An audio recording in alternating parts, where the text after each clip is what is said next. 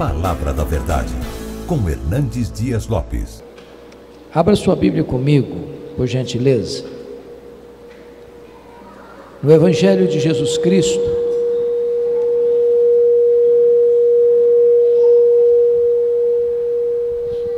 o Evangelho de Jesus Cristo, capítulo 1. Você está bom? Está ótimo. No capítulo 1, versos de 1 a 14. João 1, de 1 a 14.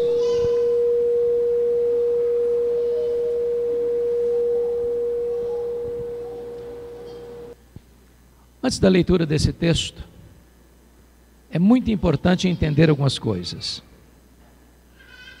Primeiro, este Evangelho é certamente a obra literária mais importante da história da humanidade. Nenhum livro jamais foi tão traduzido para outros idiomas e tão largamente distribuído na história como o Evangelho de João. Já passam de 4 bilhões de exemplares. Este Evangelho foi escrito quando os outros evangelhos, chamados sinóticos, Mateus, Marcos e Lucas, já circulavam nas igrejas há mais de 20 anos. Este Evangelho foi escrito quando os demais apóstolos estavam mortos, e todos eles mortos pelo viés do martírio.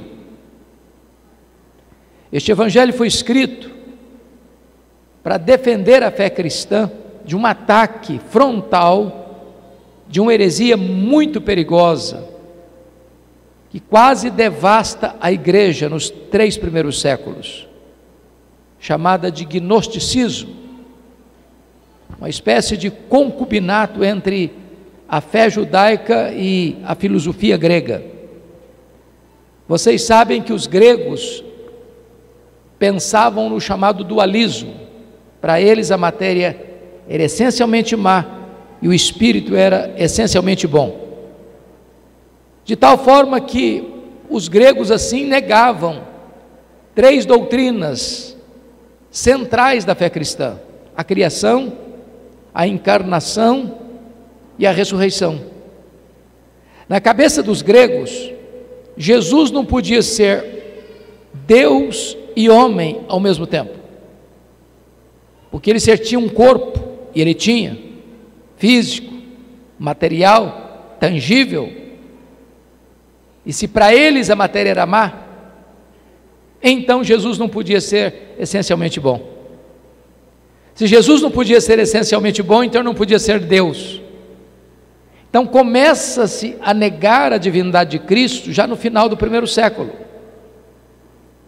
Os concílios eclesiásticos que se reuniram até o 4º século, foram todos eles para definirem a doutrina de Cristo, desde o Concílio de Nicéia, de Constantinopla, de Calcedônia, porque a doutrina de Cristo estava sendo atacada. Então João escreve este Evangelho para defender uma tese.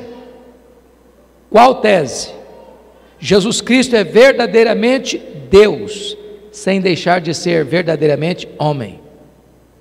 Ele não deixou de ser Deus ao encarnar-se, e ele não deixou de ser homem ao retornar para o céu como Deus. E aqui, na introdução deste Evangelho, João abre as cortinas, diríamos hoje então, as janelas da eternidade, acende as luzes no palco da história e apresenta-nos o nosso glorioso Redentor. E ao fazê-lo, ele diz assim: no princípio era o Verbo, e o Verbo estava com Deus, e o Verbo era Deus. Ele estava no princípio com Deus. Todas as coisas foram feitas por intermédio dele, e sem ele, nada do que foi feito se fez. A vida estava nele, e a vida era a luz dos homens. A luz resplandece nas trevas, e as trevas não prevaleceram contra ela. Houve um homem enviado por Deus, cujo nome era João. Este veio como testemunha, para testificar a respeito da luz, a fim de todos virem a crer por intermédio dele. Ele não era luz, mas veio para testificar da luz, a saber, a verdadeira luz que vinda ao mundo ilumina a todo homem. O Verbo estava no mundo, o mundo foi feito por intermédio dele, mas o mundo não o conheceu. Veio para o que era seu, e os seus não o receberam. Mas a todos quantos o receberam, deu-lhes o poder de serem feitos filhos de Deus, a saber, aos que creem no seu nome, os quais não nasceram do sangue, nem da vontade da carne, nem da vontade do homem, mas de Deus. E o Verbo se fez carne, e habitou entre nós, cheio de graça e de verdade, e vimos a sua glória, glória como do unigênito do Pai. Amém? Quando João abre as cortinas da eternidade, ele nos deixa perplexos com a primeira declaração. Ele diz assim: no princípio era o Verbo. Vocês todos sabem que o verbo ser aí não está no pretérito perfeito. Ele não diz aí no princípio foi o Verbo, mas está no pretérito imperfeito. No princípio era o Verbo. Isso significa que quando tudo teve um princípio, e a Bíblia diz que no princípio criou Deus os céus e a terra, o Verbo já existia. Ele pré-existe ao princípio. Se ele pré-existe ao princípio, então ele é eterno. E eternidade é um atributo exclusivo de Deus. Então João já dá largada no seu evangelho, provando a tese dele.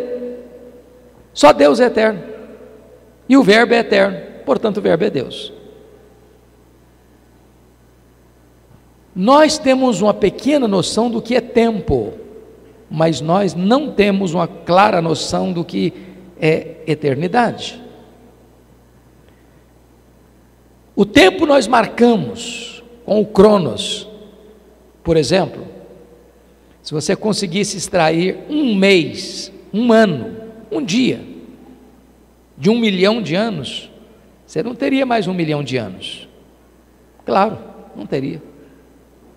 Mas se você tirar 1 milhão de anos da eternidade, quanto sobra?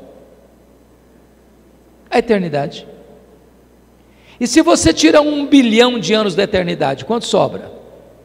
A eternidade. Logo, a eternidade não é tempo. Logo, você e eu não entendemos muito bem o que é eternidade. Sabe por quê? Eternidade é um atributo exclusivo de Deus, e o Verbo é eterno. E ele diz: o Verbo estava com Deus. Essa expressão aí significa que ele estava face a face com Deus. Se Deus é um ser pessoal, e Deus é, e se o Verbo estava face a face com ele, significa que o Verbo não é um ser impessoal, como pensavam os gregos, mas é um ser da mesma essência, da mesma substância. Nas palavras do credo niceno, Deus de Deus, luz de luz, coigual, coeterno e consubstancial com o Pai. E João fecha o verso 1 dizendo: e o Verbo era Deus. Não era um ser inferior a Deus, como pensara Ário de Alexandria, nem apenas um ser superior aos anjos, mas um ser da mesma natureza, da mesma essência, tendo os mesmos atributos e realizando as mesmas obras. Eu tenho que concordar, portanto, com o pensador cristão C.S. Lewis, quando ele disse o seguinte: com respeito a Jesus, você só tem 3 opções: ou ele é um mentiroso, ou ele é um louco, ou ele é Deus. Se ele não é quem ele disse ser, é um mentiroso. Se ele não é quem ele pensou ser, é um louco. Mas se ele é quem ele disse ser, bom, então ele é Deus. Porque foi ele quem disse: quem me vê a mim, vê o Pai. Eu e o Pai somos um. Então João afirma que o Verbo é eterno, que o Verbo é pessoal e que o Verbo é divino. E o Verbo estava no princípio com Deus. Que princípio? No princípio criou Deus os céus e a terra. Mas ele não estava lá quando os céus e a terra foram criados passivamente. Ele estava lá ativamente. Porque o verso 3 diz que todas as coisas foram feitas por intermédio dele, e sem ele nada do que foi feito se fez. Isso é absolutamente espantoso. Porque este versículo deita por terra, joga no chão, 4 teorias muito populares nos meios acadêmicos. Primeira, a matéria não é eterna, como pensavam os gregos. A matéria foi criada. Eterno só Deus o é. Nós não somos panteístas. Logo, tudo que existe foi chamado à existência pela palavra onipotente do Verbo. Do nada, ele tudo criou. Segundo, esse versículo reprova a ideia da geração espontânea. A teoria da geração espontânea não está calçada com a verdade. Esse mundo não passou a existir por iniciativa própria. Perdoe-me da expressão. Esse mundo não pariu a si mesmo. Esse mundo não deu à luz a si mesmo. Ele não veio à existência por vontade própria. Ele foi chamado à existência. Ele foi criado. E criado pelo nosso glorioso Redentor. Terceiro, esse versículo reprova a ideia de que o mundo surgiu mediante uma mega explosão cósmica.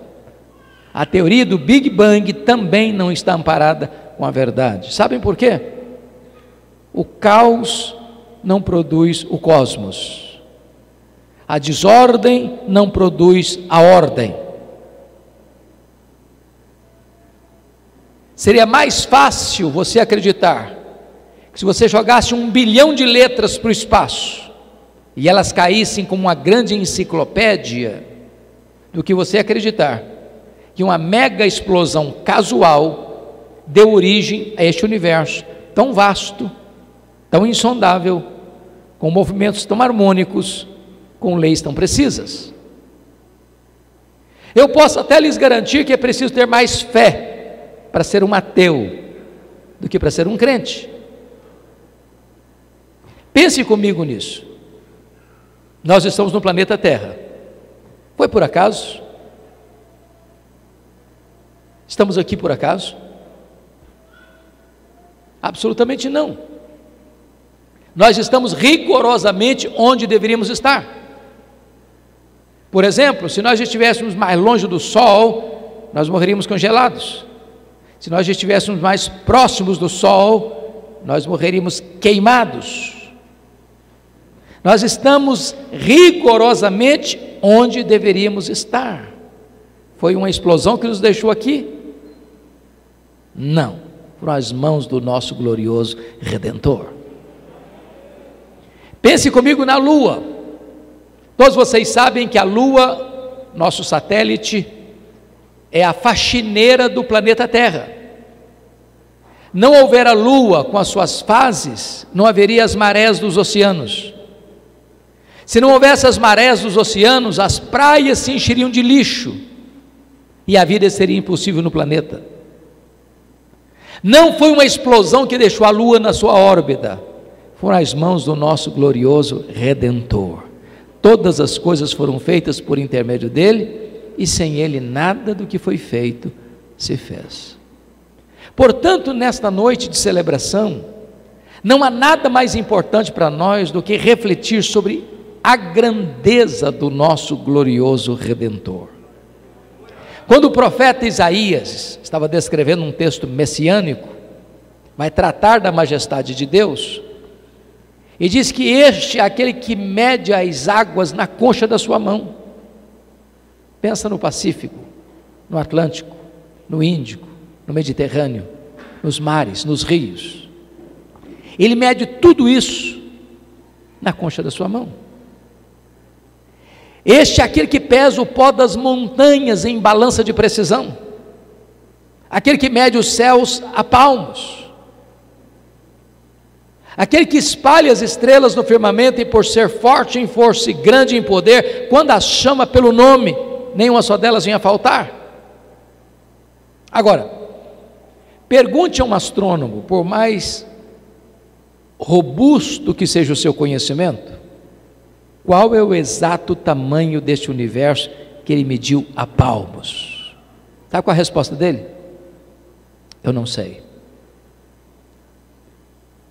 Nenhum homem é capaz de afirmar categoricamente qual é o exato tamanho do universo. É uma matéria em aberto. Mas você e eu sabemos uma coisa: o universo não é infinito, porque a infinitude é um atributo exclusivo de Deus. Porém, os cientistas afirmam que o nosso universo tem mais de 93 bilhões de anos-luz de diâmetro. E o que significa isso? Significa que se você voar à velocidade da luz, 300 mil quilômetros por segundo, nessa velocidade, você demoraria mais de 93 bilhões de anos para ir de uma extremidade à outra do universo. Pois não há um centímetro desse universo onde o nosso glorioso Redentor não possa dizer: eu criei isso aqui, eu sou dono disso aqui, eu estou aqui. Este é o nosso glorioso Redentor. Pergunte a um astrônomo quantas estrelas existem. Sabe qual é a resposta dele? Eu não sei. O que eles já sabem é que há mais estrelas no firmamento do que todos os grãos de areia de todas as praias e desertos do nosso planeta.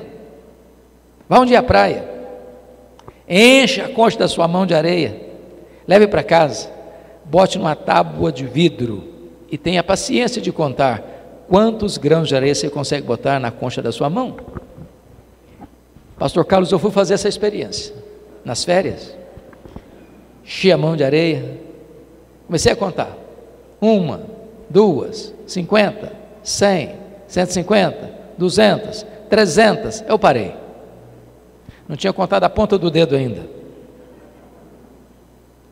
Há mais estrelas no firmamento do que todos os grãos de areia de todas as praias e desertos do nosso planeta.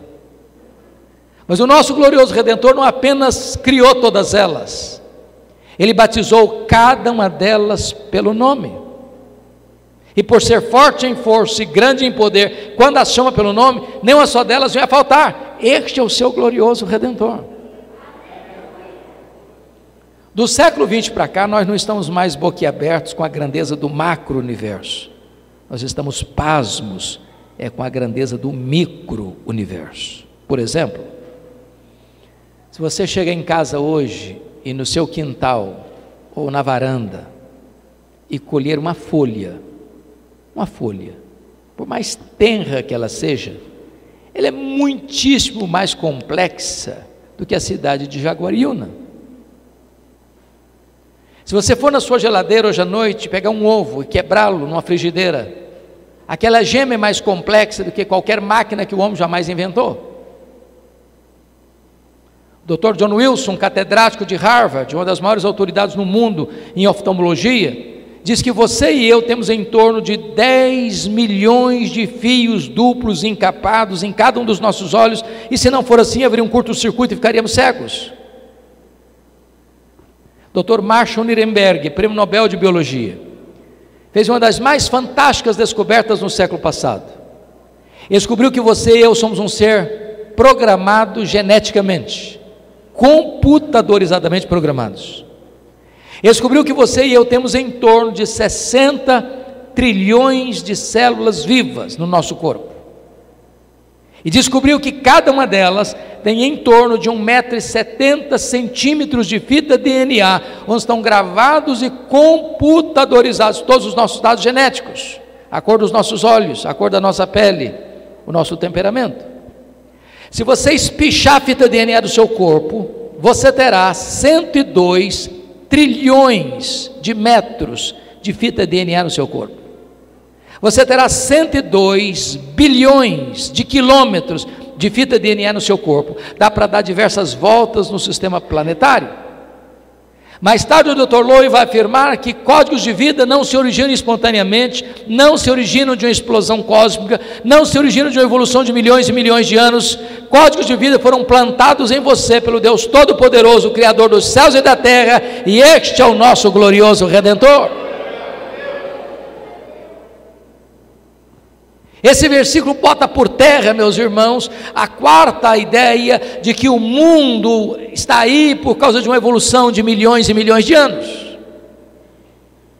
Quando o nosso missionário pioneiro, Ashbel Green Simonton, desembarcou no Rio de Janeiro, no ano de 1859, nesse mesmo ano, Charles Darwin publicava o seu livro A Origem das Espécies, em Londres.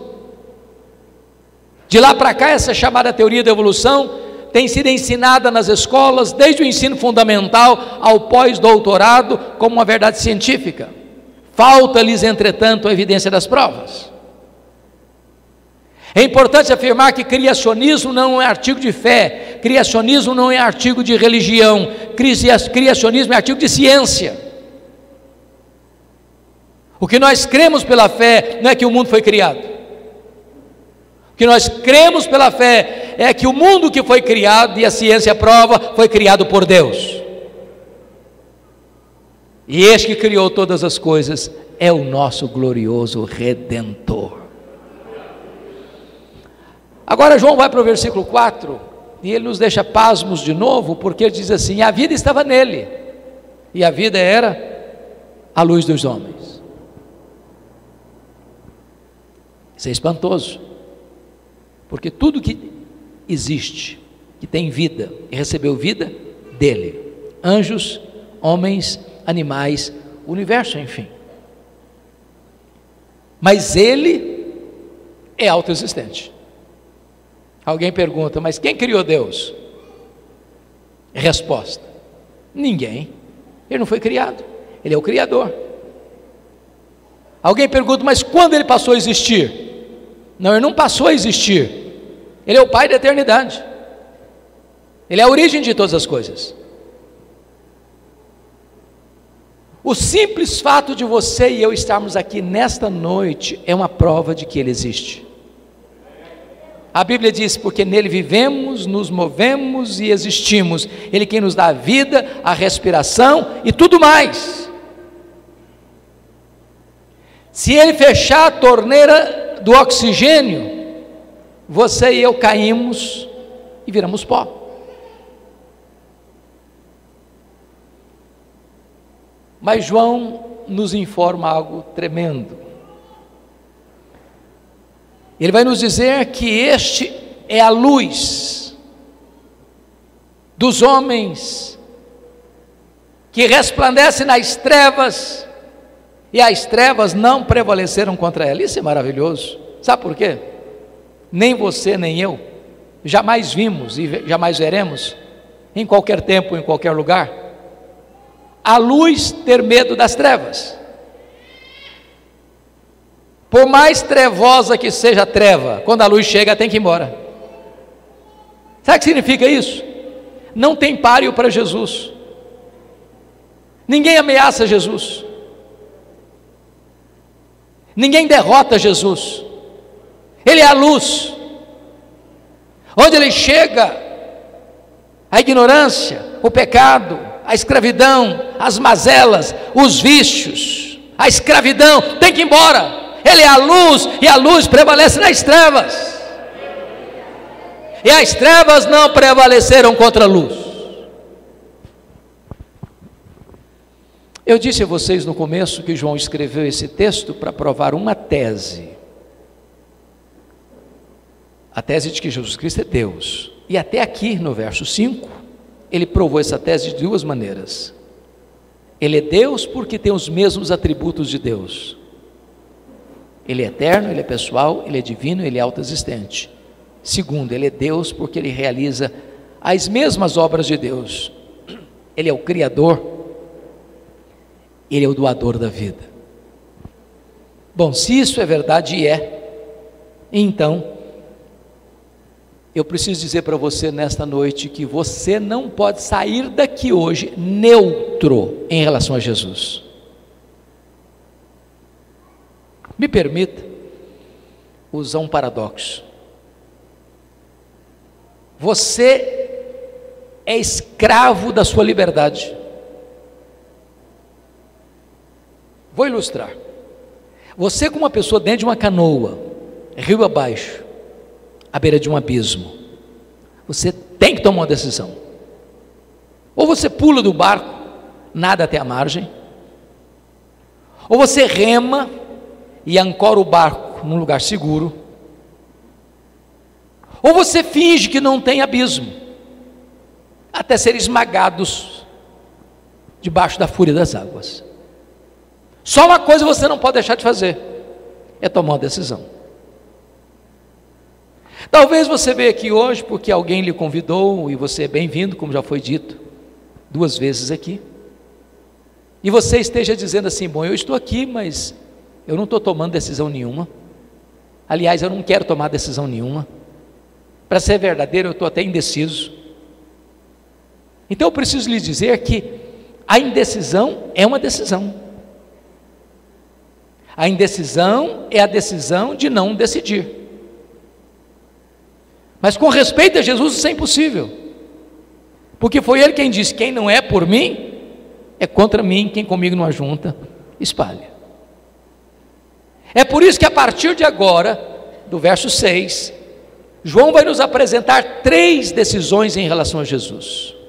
A primeira delas está no versículo 6 a 9, vamos conferir aí. Houve um homem enviado por Deus, cujo nome era João. Este veio como testemunha para testificar da luz, a fim de todos irem a crer por intermédio dele. Ele não era luz, mas veio para testificar da luz, a saber, a verdadeira luz que vindo ao mundo ilumina a todo homem. É a decisão de João Batista. Entre Malaquias, o último profeta do Velho Testamento, e João Batista, tem um período de 400 anos. Chamamos esse tempo de silêncio profético. Tinha templo, tinha música, tinha festas, tinha sacrifícios, mas não tinha a palavra de Deus. Depois de 400 anos, veio a palavra do Senhor a João no deserto, e ele percorreu a circunvizinhança do Jordão, pregando o batismo de arrependimento para a remissão de pecados, e as multidões fluíam das cidades, das aldeias, das vilas, para o deserto, para ouvi-lo, e eram por ele batizadas. Lá estavam os fariseus, lá estavam os saduceus, lá estavam os soldados, lá estava a grande multidão. Lucas nos informa algo curiosíssimo. Diz que toda a multidão começa a cogitar algo, e essa cogitação se transforma numa pergunta, e essa pergunta chega aos ouvidos de João Batista, e beija os ouvidos de João Batista, com aquela voz macia e aveludada, como o sibilo da serpente. E a pergunta era esta: porventura, tu não és o próprio Cristo? Olha o perigo aí, olha a tentação aí, olha a tentativa de botar um homem no pedestal aí. Se João tivesse engolido aquela isca venenosa, ele poderia pensar assim: bom, gente, pensando bem, eu acho que eu sou um fenômeno, tem 400 anos que nunca ninguém viu o que está acontecendo. Aliás, se eu me declarar Messias aqui, o povo eu já tenho do meu lado. Mas ele não engoliu a isca venenosa, não, ele foi categórico: eu não sou Messias, não, eu vim preparar o caminho do Messias.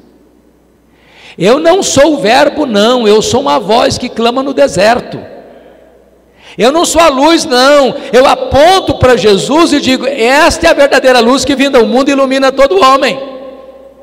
Eu não sou o cordeiro, não, eu aponto para Jesus e digo: eis o cordeiro de Deus que tira o pecado do mundo.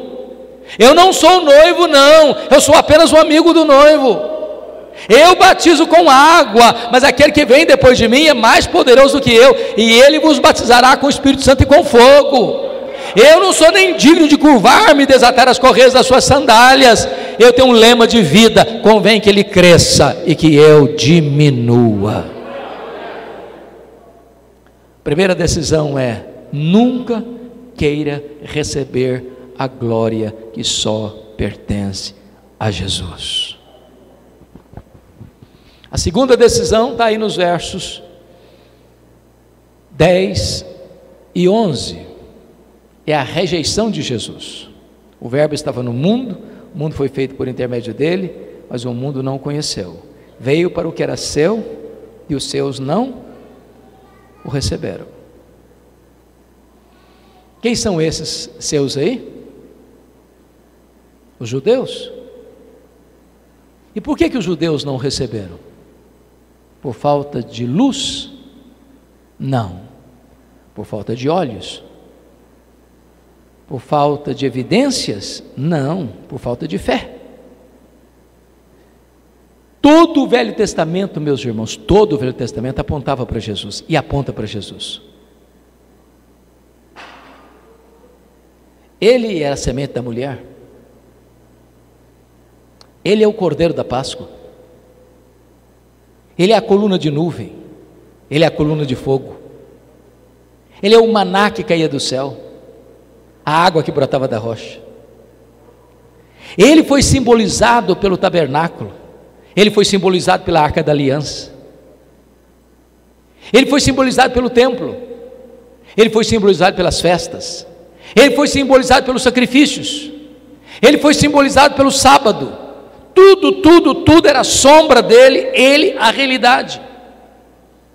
Na plenitude dos tempos, ele veio, nascido de mulher, nascido sob a lei. Ele andou por toda parte fazendo bem e libertando os oprimidos do diabo. Os cegos viram, os surdos ouviram, os mudos falaram, os coxos andaram, os leprosos foram purificados, os mortos ressuscitaram, mas os seus não o receberam.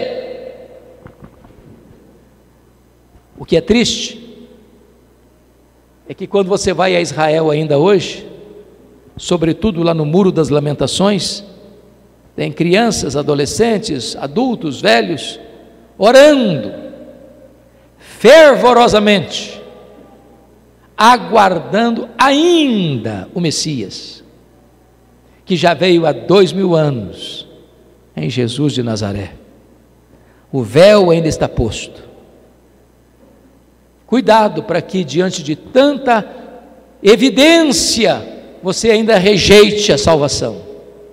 A Bíblia pergunta: como escaparemos nós, se negligenciarmos tão grande salvação? Mas agora vamos à terceira decisão, está aí nos versículos 12 e 13. Ao ler a sua Bíblia, preste muita atenção no que nós chamamos na língua portuguesa de conjunção adversativa. Mas, porém, entretanto, todavia. Vai contrastar o que disse antes com o que vai dizer agora. Em virtude da rejeição de Israel, está escrito: mas a todos quantos o receberam, deu-lhes o poder de serem feitos filhos de Deus, a saber, aos que creem no seu nome. A pergunta é, irmãos, todos quantos, ou todos quem? E a resposta é: todos judeus, todos gentios, todos homens, todos mulheres, todos crianças, todos adolescentes, todos jovens, todos adultos, todos velhos, todos ricos, todos pobres, todos doutores, todos analfabetos, todos da cidade, todos do campo, todos brancos, todos amarelos, todos pardos, todos negros, não importa onde você vem, não importa para onde você vai, se você receber a Jesus, você recebe o poder de ser feito filho de Deus. É óbvio, portanto, que nem todos são filhos de Deus. Ser filho de Deus não é uma coisa comum ou simples, é a coisa mais radical que pode acontecer com alguém. É ter um novo coração, uma nova mente, uma nova vida, uma nova família, uma nova pátria, uma nova herança. É ser nova criatura. Mas João, cuidadosamente, vai explicar para nós o que não significa ser filho de Deus, no versículo 13, quando ele diz: os quais não nasceram do sangue. O que ele está dizendo? Ele está dizendo que ser filho de Deus não é hereditário. Você é filho de Deus? Alguém responde: é claro, ué, meu pai é o pastor da igreja, minha mãe até dirige uma reunião de oração, Ô gente, ser filho de pastor deve ser coisa boa. Eu não sou não, mas deve ser. Ter uma mãe de oração certamente é coisa muito boa, mas isso não faz de ninguém filho de Deus não. Você é filho de Deus, mas é claro, eu sou presbiteriano desde o berço. Ser presbiteriano desde o berço deve ser coisa boa, mas isso não faz de você filho de Deus também não. Você é filho de Deus, mas é claro, eu sou calvinista reformado. Ok, calvinista reformado, deve ser coisa boa para você, mas isso não faz de você filho de Deus também não. Não, eu sou arminiano convicto. Bom, ser arminiano convicto pode ser bom para você, mas isso não faz de você filho de Deus também não. Há um ditado popular muito conhecido no Brasil: filho de peixe, peixinho é. Mas não é verdade que filho de crente, crentinho é. Para ser filho de Deus, tem que nascer de novo, tem que nascer de cima, tem que nascer da água e do Espírito, tem que ser nova criatura. Os quais não nasceram do sangue, nem da vontade da carne. Sabe o que significa isso? Nenhum de nós tem competência, tem autoridade para nos autoproclamarmos filhos de Deus. Todos nós gostamos num feriado de dar uma escapada, não é verdade? Quem leva uma rotina muito pesada, quer ir para um lugar mais tranquilo. Então imagine que você pega um feriado longo, vai para um lugar de montanha, aquele ar gostoso, o arvoredo exuberante, com as suas cabeleiras esvoaçando pelo vento, as flores mimosas com as pétalas aveludadas, exalando um perfume embriagador, os passarinhos a cantar, a grama farfalhante, as borboletas espalhando diversas cores no ar, de repente aquela brisa gostosa tocando o seu rosto, e você diz assim: que coisa maravilhosa. Quer saber de uma coisa? A partir de hoje, eu me faço, eu me declaro filho de Deus. Bonito, não? Mas impossível. Impossível. A salvação não está na sua mão, nem na minha, nem na mão da igreja. A salvação está na mão de Deus. Só o próprio Deus pode fazer de você seu filho. E ele conclui assim: os quais não nasceram do sangue, nem da vontade da carne, nem da vontade do homem. Sabe o que significa isso? Nenhum ser humano tem competência para dizer para você: seja filho de Deus.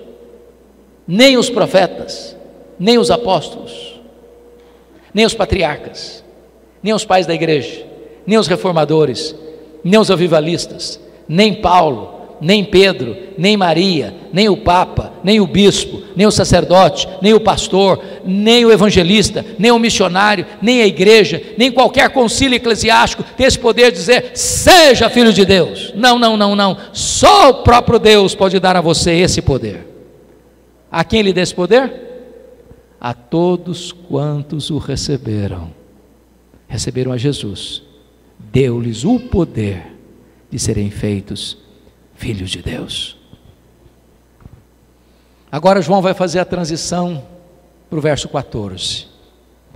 Atanásio, que foi o grande campeão da ortodoxia, que derrotou as teses de Ário, lá em 325 em Nicéia, escreveu um livro sobre a encarnação. Está em português já, viu, pastor?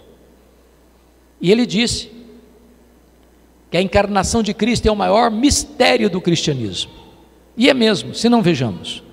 O que está escrito aí? E o verbo se fez carne. A pergunta é: que verbo? E a resposta é: o verbo eterno, o verbo pessoal, o verbo divino, o verbo autoexistente, o verbo criador, o verbo doador da vida, o verbo que é a luz verdadeira, que vindo ao mundo ilumina todo o homem, o verbo que é Deus, autoexistente, imenso, infinito, eterno, imutável, onipotente, onipresente, onisciente, transcendente, soberano, maior que tudo quanto Ele mesmo criou. Numa linguagem bíblica, nem os céus dos céus pode contê-lo. Agora, Paulo diz em Filipenses 2,6 que ele a si mesmo se esvaziou. Ele não foi esvaziado não, ele a si mesmo se esvaziou. E ele, sendo transcendente, torna-se imanente. E ele, não podendo os céus conter, ele vai se esvaziando, esvaziando, esvaziando, esvaziando, esvaziando, a ponto de transformar-se num zigoto, num embrião, num feto, num bebê, que nasceu de uma virgem, foi enfaixado em panos e colocado numa manjedoura. Aquele bebê era de fato o Criador do universo, o Rei da glória. Mas ele não veio para ficar longe de nós, não, ele veio para estar entre nós. Vestiu pele humana, calçou as sandálias da humildade, pisou o nosso chão, comeu o nosso pão, bebeu a nossa água, chorou a nossa lágrima, sentiu a nossa dor e carregou sobre o seu corpo no madeiro os nossos pecados e os levou sobre a cruz e morreu pelos nossos pecados e ressuscitou para a nossa justificação e retornou ao céu em glória, está assentado à destra de Deus e há de voltar em glória e majestade para buscar a sua igreja. Mas ele não veio cheio de justiça e juízo, não. Ele nos fulminaria. Ele veio cheio de graça e de verdade. Ele nos apanhou arruinados, sujos, contaminados, depravados, condenados, mortos nos nossos delitos e pecados, e nos deu vida, e nos limpou, e nos restaurou, e nos transformou, e nos fez membros da família de Deus. E o texto conclui assim: e vimos a sua glória, glória como do unigênito do Pai. Glória não é um atributo de Deus, como é santidade, justiça, misericórdia. Glória é um termo teológico que significa todos os atributos de Deus no seu resplendor máximo. Quando Deus mandava um profeta no Velho Testamento, via de regra esse profeta apontava para um atributo de Deus. Isaías enfatizou a santidade, Amós enfatizou a justiça, Oséias enfatizou a misericórdia. Quando o verbo veio, ele não veio para revelar aquele atributo, mas veio para revelar Deus no sentido pleno. Sabe por quê? Ele era a exata expressão do ser de Deus. Nele habitou corporalmente toda a plenitude da divindade. Ele podia dizer: quem me vê a mim, vê o Pai, porque eu e o Pai somos um. Então está provada a tese de João, ele é Deus. Mas eu preciso, antes de concluir, fazer duas afirmações muito importantes. Se você vai para o restante do livro, ele segue a mesma linha que seguiu na introdução. Ele vai provar que Jesus é Deus ao longo do livro, usando os mesmos dois argumentos. Ele é Deus porque tem os mesmos atributos, e ele é Deus porque realiza as mesmas obras. O que João vai fazer? Ele vai reunir no livro 7 milagres. No último versículo do livro está escrito que se fosse registrar todos os sinais, no mundo não caberiam os livros, numa linguagem hiperbólica. Mas ele vai reunir os 7 milagres. Por que 7? É o número da perfeição. Para provar o quê? Se ele faz as obras de Deus, logo ele é Deus. Primeiro milagre, capítulo 6, verso 35. Primeiro milagre, capítulo 2, ele transforma a água em vinho. Segundo milagre, capítulo 4, ele cura o filho do oficial. Terceiro milagre, capítulo 5, ele cura o paralítico de Betesda. Quarto milagre, capítulo 6, ele multiplica pães e peixes. Quinto milagre, capítulo 6, ele anda sobre o mar. Sexto milagre, capítulo 9, ele cura um cego de nascença. Sétimo milagre, capítulo 11, ele ressuscita Lázaro. Se ele realiza as obras de Deus, logo ele é Deus. Mas ele vai provar que Jesus é Deus no Evangelho, porque tem os mesmos atributos. Sabe o que ele vai fazer? Pega uma declaração de Jesus, João 8,58. Antes que Abraão existisse, eu sou. E eu sou é o grande nome de Deus, Javé. De onde vem a nossa palavra Jeová. Jeová é um termo composto com as consoantes de Javé, com as vogais de Adonai. E então ele vai selecionar 7 declarações de Jesus, eu sou. Primeira declaração, João 6,35, eu sou o pão da vida. Segunda declaração, João 8,12, eu sou a luz do mundo. Terceira declaração, João 10,9, eu sou a porta. Quarta declaração, João 10,11, eu sou o bom pastor. Quinta declaração, João 11,25, eu sou a ressurreição e a vida. Sexta declaração, João 14,6, eu sou o caminho e a verdade e a vida. Sétima declaração, João 15,1, eu sou a videira verdadeira. Se ele tem os mesmos atributos de Deus, logo ele é Deus. Está provada a tese de João. Mas a segunda coisa que eu não posso deixar de compartilhar com os irmãos, e aqui eu encerro, é que é um grande mistério aqui. Dessas 7 declarações, uma Jesus compartilha com a igreja. Por exemplo, João 8:12, ele diz: eu sou a luz do mundo. E lá em Mateus 5:14, ele diz para a igreja assim: vós sois a luz do mundo. Preste atenção aqui. Jesus nunca disse assim para a igreja: vós sois o pão da vida. Quem se alimentar de vós, nunca mais terá fome. Jesus nunca disse assim para a igreja: vós sois a porta, quem entrar por vós, entrará e sairá e achará pastagem. Ele nunca disse isso para a igreja. Jesus nunca disse assim para a igreja: vós sois o bom pastor que deu a vida pelas ovelhas. Ele nunca disse isso para a igreja. Jesus nunca disse assim para a igreja: vós sois a ressurreição e a vida, quem crer em vós não morrerá eternamente. Ele nunca disse isso para a igreja. Jesus nunca disse assim para a igreja: vós sois o caminho e a verdade e a vida, e ninguém vem ao Pai senão por vós. Ele nunca disse isso para a igreja. Jesus nunca disse assim para a igreja: vós sois a videira verdadeira. Ele nunca disse isso para a igreja. Mas Jesus diz: eu sou a luz do mundo. E Jesus disse: vós sois a luz do mundo. Como entender esse mistério? Para explicar, me permitam 2 perguntas. A primeira delas: o sol brilha? Sim, o sol brilha. Por que o sol brilha? Porque o sol tem luz própria. Jesus brilha porque ele é o sol da justiça. Ele tem luz própria. Ele é a verdadeira luz que vindo ao mundo ilumina todo homem. Segunda pergunta: a lua brilha? E a resposta é: sim, a lua brilha. Mas como a lua brilha? A lua não tem luz própria. A lua só brilha na medida em que ela reflete a luz do sol. Então preste atenção agora. A igreja não é luz do mundo na mesma medida que Jesus é luz do mundo. A igreja não tem luz própria. A igreja só é luz do mundo na medida em que ela reflete a luz de Cristo, o sol da justiça. Então sabe qual é o nosso papel? É sair pelas ruas, pelas praças, pelas avenidas, pelas escolas, pelas faculdades, pelos hospitais, pelas lojas, pelo comércio, pela indústria, pelos campos, levando esta luz, deixando esta luz brilhar, porque toda honra, toda glória e todo louvor só pertence a Jesus. Amém.